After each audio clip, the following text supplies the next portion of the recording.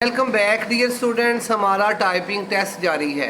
जी बेटा आप अपना तारुफ करवा दें। मेरा नाम नरेब है। मैं टाइपिंग का ऑनलाइन फर्स्ट टेस्ट है बेटा। एक क्वेश्चन आपसे पूछना है, आप हमें ये बता दें कि माउस को किसने इन्वेंट किया है। यस शाबाश। ठीक है, स्टार्ट करें जी टाइप करना।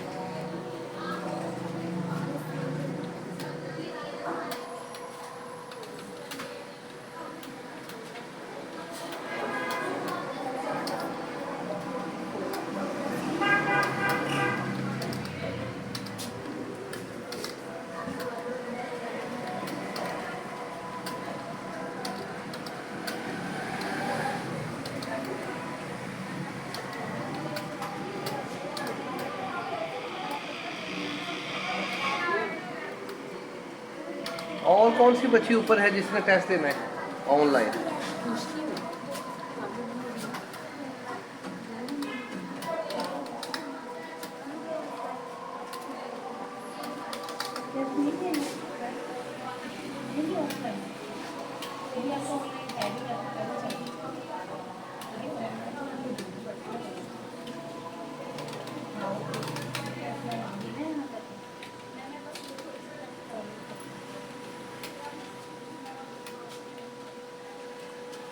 यस नारेब 34।